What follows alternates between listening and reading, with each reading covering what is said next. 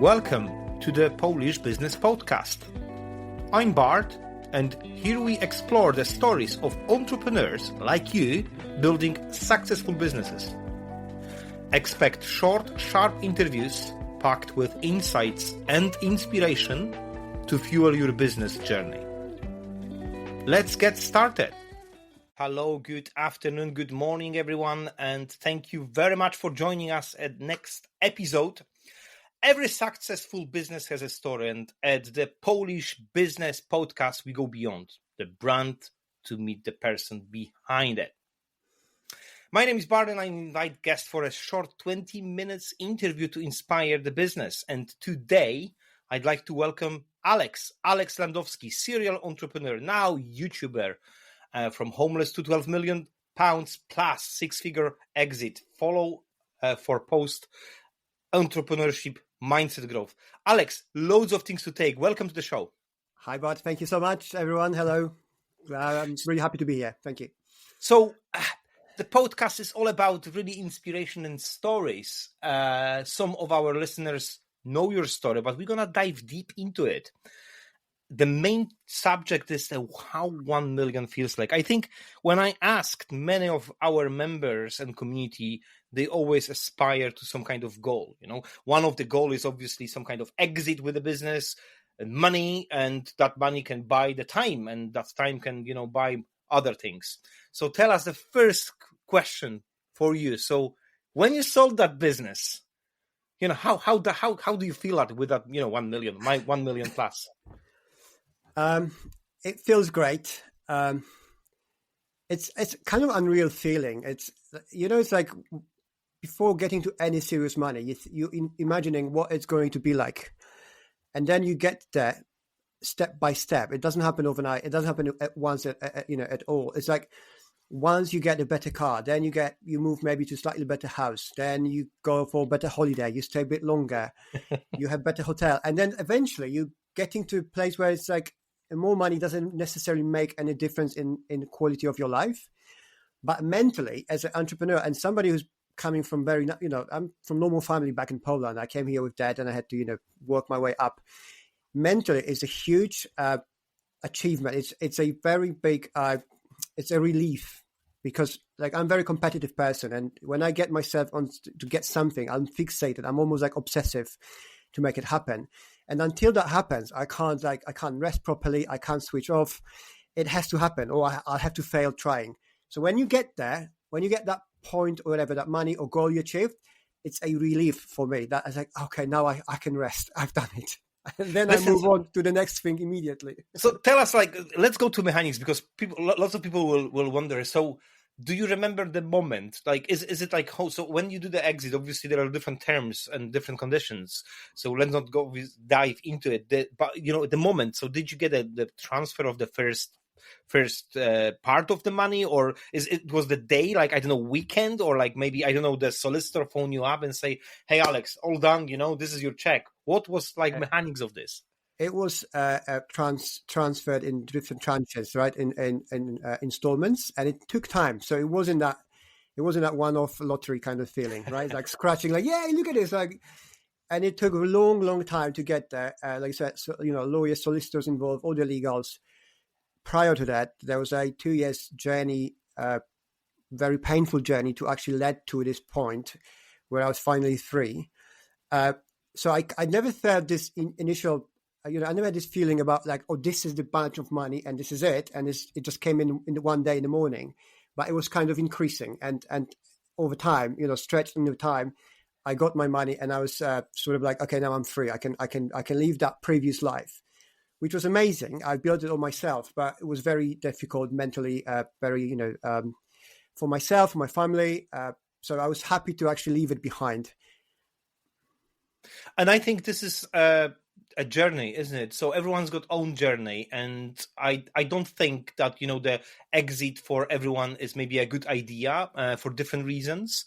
So what was coming back to your story, obviously £200 in your pocket. We all know the YouTube videos and all of the content you're producing. But I would like to go more into like your emotions and the way that you change the perception of the business of the person. You're coming to UK, to London, massive place, 10 million people. You don't have the money, or maybe you have an idea, and then moving to millions. It was a journey. What was your emotions when you arrived, when you then moved to open the business? Tell us a little bit more about that. Excuse me. Yes, thank you. That's good question. This is actually one of the main topics I talk about on my YouTube channel. But we can go back to this later. You see, the emotions is, as I mentioned, I'm a very competitive person. And when I get myself fixated on the goal, I'm obsessive.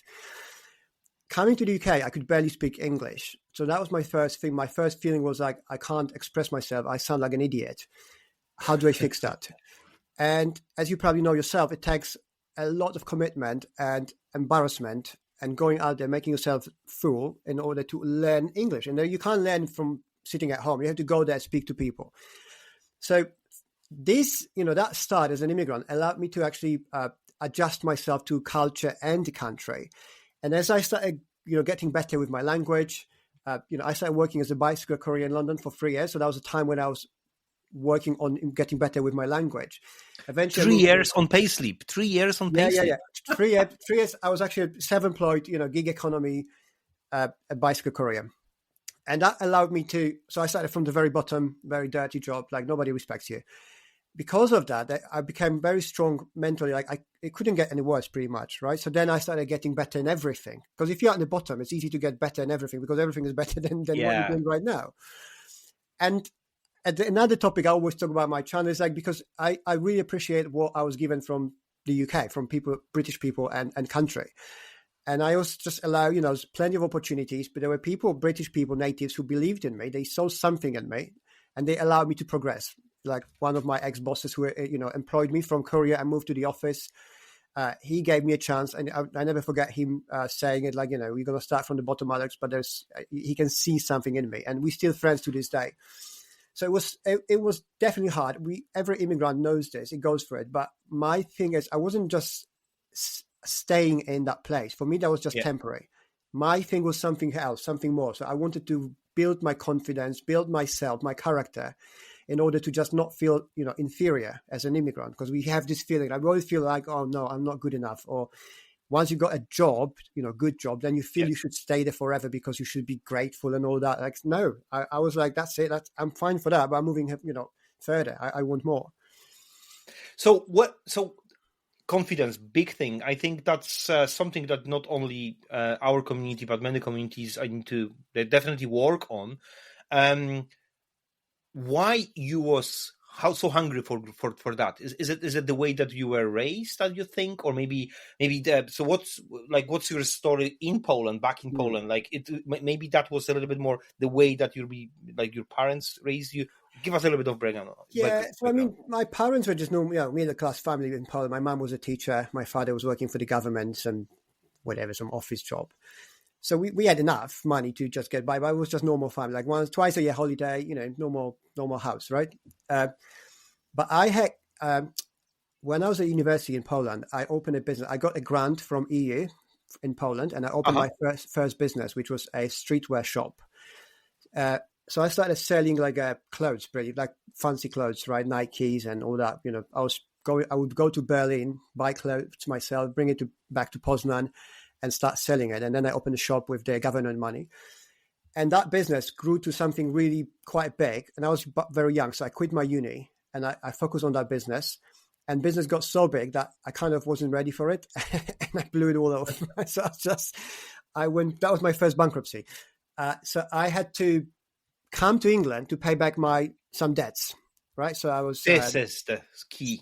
Yes. So I was a dropout from the uni. I knew it wasn't for me anyway. My parents have they all finished, you graduated, my older brother graduated, but I wasn't I was different, right? And I had always this entrepreneurial mindset. Before that, I was a DJ when I was younger. I was always making money somehow, somewhere. So when I lost that money, I had this feeling of I had to make some of it back. And I wasn't able to do it in Poland as a young kid. So I came to UK with a plan to stay for 12 months and make that money back. But then I couldn't just, I actually stayed down for about 5 years. When I say stay down, like not thinking about business, I was trying to stay out of it. I was kind of, when things go down, you kind of like, I almost gave up on this entrepreneurial part of me, right? Part of me. But it was rediscovered about 5 years later. And that's I started thinking, again, not worrying too much about the past and my debts and whatever, which was paid by that time, paid off. But I started actually going back, gaining the confidence again. Actually, I can do it. I can open another business. And right now, I've had another bankruptcy long after with way bigger bankruptcy. But, I went through that as well. It's like, as you know yourself as an entrepreneur, it's like nothing is up forever. It's up and down. It's about how long you're in the game, how often you stand up back again. And that was part of me, right? So losing that money and the confidence was important for me to actually rediscover myself further, to just go deeper. And I think the motivation part is very much important. I think many businesses are approaching us and the events, and they obviously asking for different advice because they're looking for partners, business, they're looking for connections, they're looking for apparently grow the business, get to that 1 million, 12 million, 10 millions, whatever it is. But the reality is that, the motivation is a key to actually succeed. I think one of the book I read, it was all about the guy who wanted to sell the cars, and the guy who employed him, like say, buy expensive car and then just apply for a job because I want you be motivated. Yeah. And sometimes we're lacking what we can definitely discuss probably on another node, another podcast is obviously, UK or even now Poland, everything is, prosperity and everything, but that lack of motivation, and we can see in a startup environment, people want to have a very quick buck without any, without risking. Commitment. And the risk is commitment. The risk is building up very quickly, isn't it? It is. And, most of you, your listeners, and it's like, there is no winning without losing. Like 95% of everything I do in my life is a failure. You have to understand. It's extremely high percentage of every decision I make is a failure. I've had so many businesses, ideas, startup, and most people don't get it. Once they can't stay long enough, they're not strong enough to maybe do it. So strong words, Alex. It's unbelievable. Definitely that's not for everyone. And that's what actually distinguishes the people who achieve the success, like Richard Branson, for example, and others. They're just trying and improving. Listen, so story. Let's go back to your story. So obviously, you were in a medical logistic business, and how did you finance? So obviously, in order to scale, eventually, like you get run out of the money. Like it's probably up to 1 million turnover. You can do good, but anything above is a bit different game, different skill set. Employing people, attracting different clients, and sustain the income. So how did you finance? What was the story behind that? So I think the key worst things I've done in my business was I hired wrong people for wrong jobs. And that's also why I don't do myself anymore, because I see good in everyone.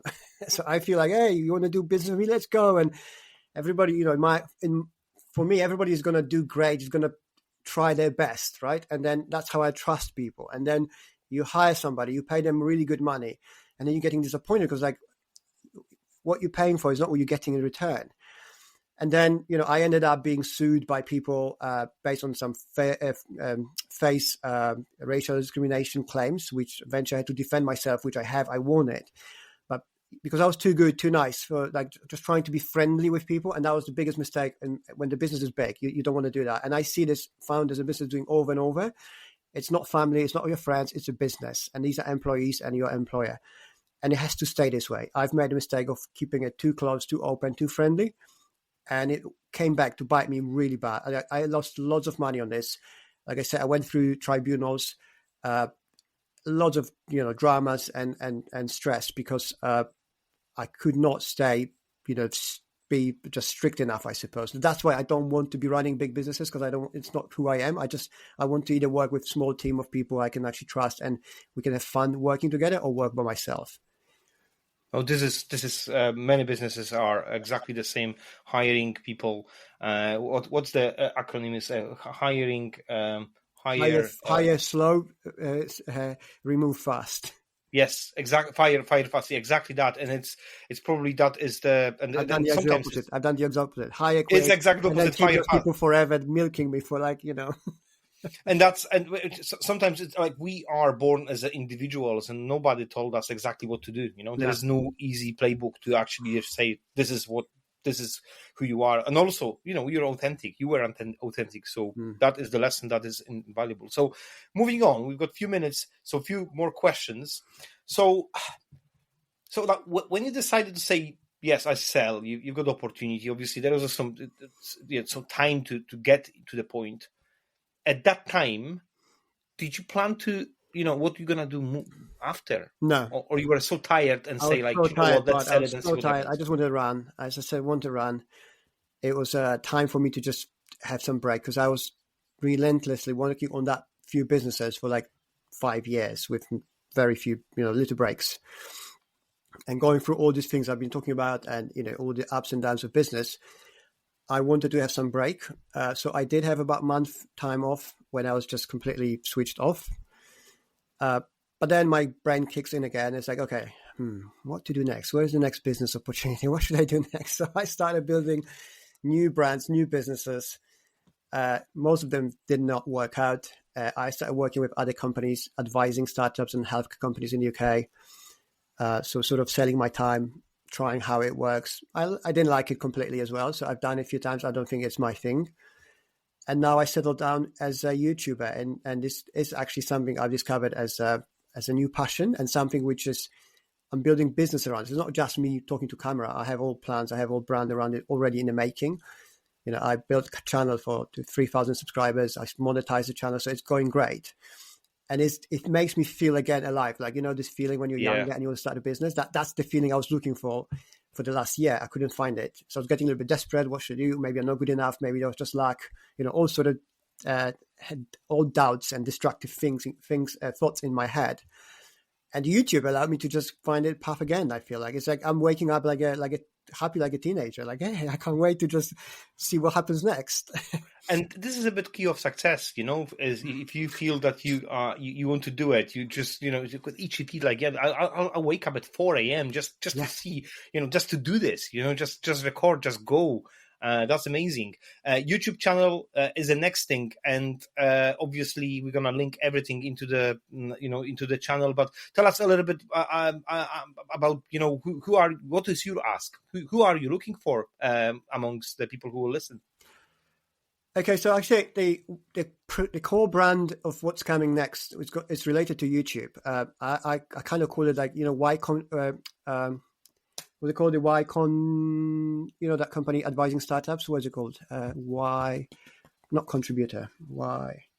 Never mind. It's about, my idea is, apart from the community around YouTube and all the money through YouTube and partnerships, whatever, I actually have a brand is called thenonnative.com. It's in the building. And my main thing is to work with smaller channels on YouTube, because it takes a lot of learning, right? It took me 1 year to learn. It took me 1 year to build to where I am. It's like more than 1,000 hours, lots of pain and sweat. But I want to focus on working with smaller channels, the ones I feel there's a potential there. For once, all these, and I've been following these channels for a long time because I wanted to learn myself what works, what doesn't.